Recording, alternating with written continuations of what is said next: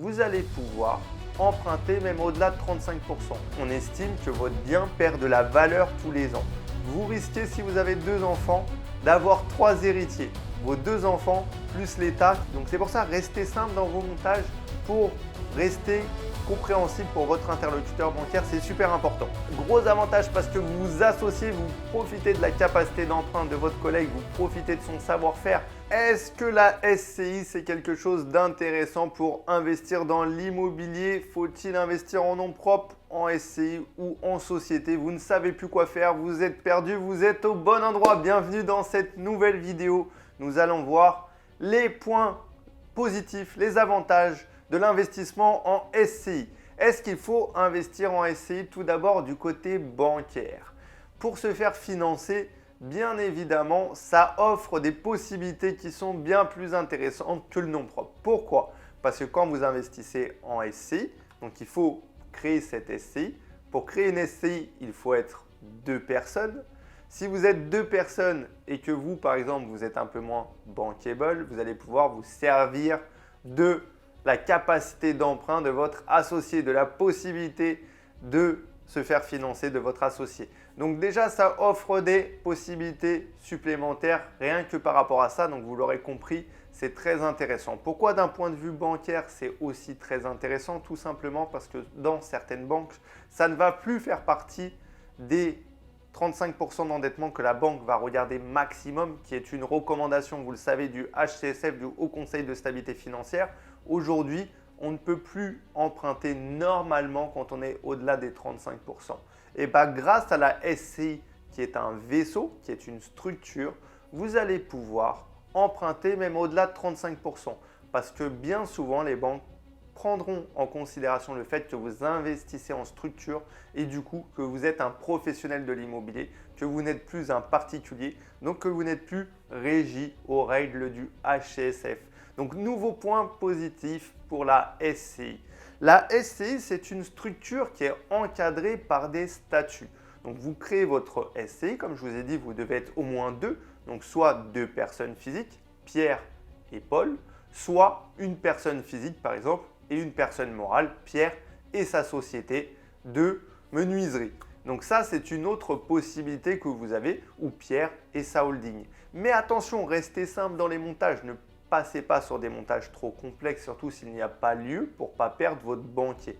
Et là, je vous vois derrière la caméra en train de vous dire « ouais, c'est vrai que tu m'as perdu aussi ». Donc c'est pour ça, restez simple dans vos montages pour rester compréhensible pour votre interlocuteur bancaire. C'est super important.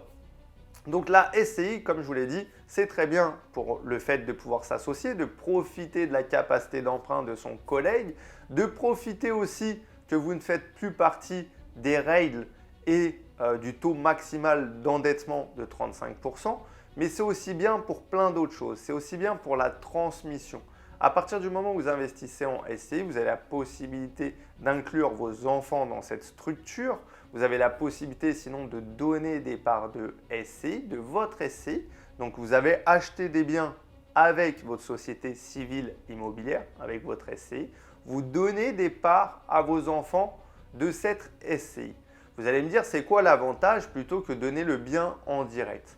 Le gros avantage, c'est que la part de SCI vaut moins qu'un bien en direct puisque la part d'une SCI vaut que la valeur du bien moins ce que vous devez à la banque, moins le crédit que vous avez à la banque. Du coup, la part de SCI vaut beaucoup moins que lorsque vous donnez un bien en direct. Donc ça, c'est le gros avantage. Le gros avantage aussi, c'est que la valeur de la part va être calculée au moment où vous faites la donation. C'est-à-dire qu'après, même si vous continuez à rembourser du crédit, on ne reviendra pas dessus. Au moment où vous avez fait la donation, c'est là que la valeur de la part est établie. Donc vous avez vu, il y a de grosses opportunités. D'autant plus que vous pouvez aussi jouer sur le démembrement, c'est-à-dire le démembrement, c'est le fait de démembrer une part ou de démembrer un bien, de donner par exemple la nue propriété aux enfants, donc le local, la structure, et de garder l'usufruit, la jouissance du bien. Donc la possibilité de l'occuper ou la possibilité de le louer et de percevoir les loyers. Donc en faisant ça, vous allez diminuer encore une fois la valeur de ce que vous allez transmettre à vos enfants tout en leur cédant du patrimoine. Donc c'est super intéressant. Si vous ne faites pas ça, que vous ne vous intéressez pas à ça, vous risquez, si vous avez 2 enfants, d'avoir 3 héritiers. Vos 2 enfants plus l'État qui sera votre héritier majeur. Donc faites attention à ça, il faut vraiment s'en occuper. Si vous approchez de la quarantaine, profitez pour aller voir votre notaire, pour aller voir un fiscaliste, pour avoir quelqu'un qui peut vous conseiller là-dessus et pouvoir faire le montage le plus adéquat, mais surtout occupez-vous-en le plus tôt possible. Plus vous en occuperez tôt, moins ça ne vous coûtera d'argent et plus vos enfants, vous pourrez leur transmettre votre patrimoine. Donc c'est très important. Donc la SCI, ça offre ce gros avantage aussi. La SCI, comme je vous l'ai dit, vous avez 2 possibilités. La SCI, déjà, ce n'est pas une structure commerciale quand vous êtes à l'impôt sur le revenu. Il faut comprendre qu'il y a 2 possibilités. Et là, je vais vous montrer tout de suite au travers un exemple chiffré. Donc, vous avez la SCI à l'IR. C'est quoi ce nom barbare? C'est la SCI à l'impôt sur le revenu. Ça veut dire que ce que vous encaissez sera imposé sur votre impôt personnel. Et vous avez la SCI à l'IS, à l'impôt sur les sociétés. Et là, on distingue votre imposition donc de la structure à celle de votre imposition personnelle. Donc vous l'aurez compris, pour utiliser la SCI à l'IS, à l'impôt sur les sociétés, c'est très bien quand vous voulez maîtriser votre imposition perso et que l'investissement que vous faites ne vienne pas vous impacter vous personnellement. Maintenant, c'est quoi les conséquences de ça? C'est que sur de la SCI à l'IR, vous allez pouvoir créer du déficit foncier. C'est quoi le déficit? C'est tout simplement que quand vous encaissez des loyers que vous encaissez, vous allez pouvoir déduire des charges. Les intérêts d'emprunt, l'assurance emprunteur, l'assurance habitation, propriétaire non occupant du bien, les frais d'expert comptable, vous l'aurez compris, toutes les charges que vous avez, les travaux, mais tous les travaux ne sont pas éligibles au déficit foncier. Donc vous avez l'intégralité des travaux d'embellissement qui sont éligibles. Les travaux en revanche de construction, de reconstruction, démolition ne sont pas éligibles au déficit foncier. C'est-à-dire que ceux-là, vous ne pourrez pas les compter dans vos charges. En revanche, on le verra dans une prochaine vidéo, vous pourrez les déduire du calcul de la plus-value. Donc ça c'est une chose. Vous avez compris qu'avec la SCI, à l'IR, donc à l'impôt sur le revenu, vous encaissez des loyers, vous déduisez vos charges. Si le résultat est positif, il vient se rajouter à vos revenus. Du coup, vous payerez de l'impôt par rapport à votre tranche marginale d'imposition. Donc si vous êtes imposé à 30% par exemple, on rajoute les prélèvements sociaux qui sont de 17,2, donc vous payerez 47,2% d'imposition sur le résultat de votre SCI, de votre structure, s'il est positif. En revanche, s'il est négatif, vous allez pouvoir le déduire et créer du déficit, le déduire de votre revenu global, donc des revenus de vos autres activités pour faire baisser votre imposition. Donc c'est très intéressant. En revanche, s'il est positif, il impacte votre situation personnelle. Votre investissement va vous impacter. L'avantage avec la SCI à l'IS, à l'impôt sur les sociétés, c'est que cette fois-ci, cette structure sera imposée sur l'impôt sur les sociétés. Donc c'est pareil, vous encaissez des loyers, vous déduisez les charges. La différence et la magie, c'est que sur l'impôt sur les sociétés, vous allez pouvoir pratiquer ce qu'on appelle des amortissements. C'est quoi des amortissements? C'est la création d'une charge qui n'existe pas réellement, que le comptable va créer parce qu'on estime que votre bien perd de la valeur tous les ans. Alors qu'en réalité, c'est l'inverse. Mais pourquoi? Je ne sais pas. Au niveau des sociétés, on estime que le bien se déprécie. Donc, on va prendre un pourcentage sur le bien. On ne compte que le bien immobilier et pas le terrain. Donc, en général, on prend 80% du bâti, donc 80% de la valeur du bien. Si votre bien vaut 100 000, on va pratiquer un amortissement sur 80 000. Je dis bien en général, ça c'est votre comptable qui va l'apprécier. Donc, on pourra pratiquer un abattement, une charge sur 80 000, donc une nouvelle charge qu'on va créer. Sur ces 80 000 euros-là, le comptable, qu'est-ce qu'il va faire? Il va dire ça se déprécie sur 30 ans par exemple. Donc sur 30 ans, tu vas diviser 80 000 par 30 pour savoir quelle charge tu vas déduire tous les ans. Et du coup, quand on divise 80 000 par 30, on arrive à 2 666 euros.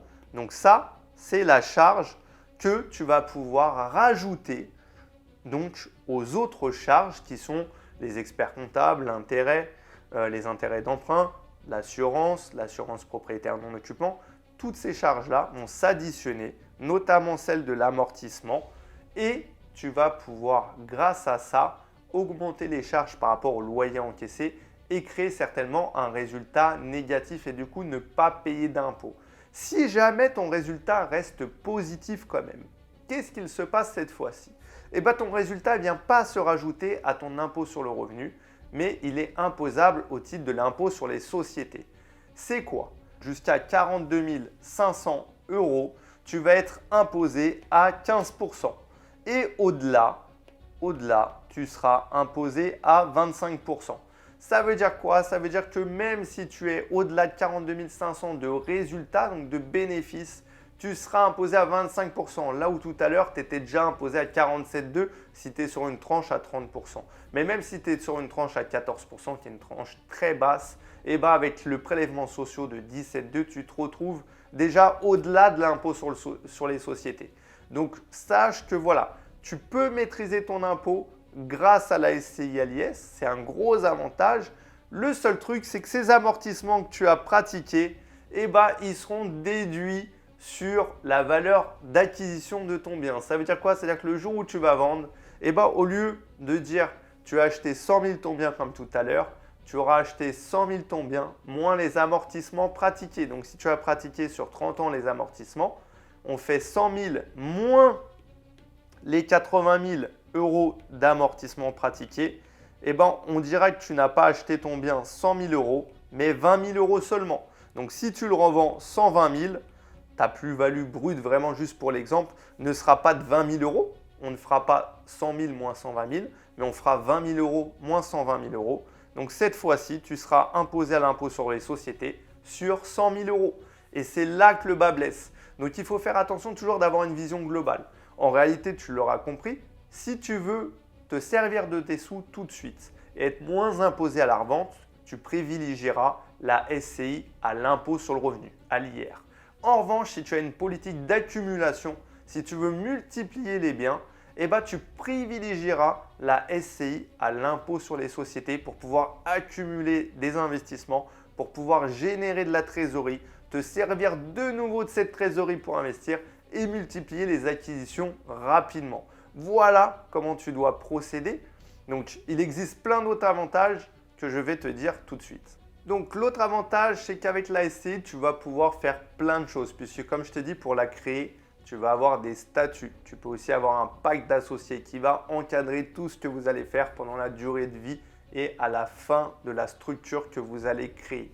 Pour ça, pour te protéger, je t'invite à te rendre chez un expert comptable pour créer cette structure ou chez un notaire ou chez un avocat, mais pas sur Internet. Parce que si tu prends des statuts tout faits sur Internet, certes, tu vas faire des économies, ça va te coûter moins cher, mais par contre, tu ne seras pas protégé et on ne va pas anticiper tous les cas de figure qu'il peut y avoir. Donc, je te recommande vraiment d'aller chez un professionnel, d'autant plus que oui, ça génère des frais, mais ces frais sont déductibles des loyers que tu encaisses. Donc, à toi de voir s'il vaut mieux le donner aux impôts ou s'il vaut mieux le donner à un professionnel qui va t'accompagner sur tes investissements pour être rassuré et aussi qui pourra faire ta comptabilité.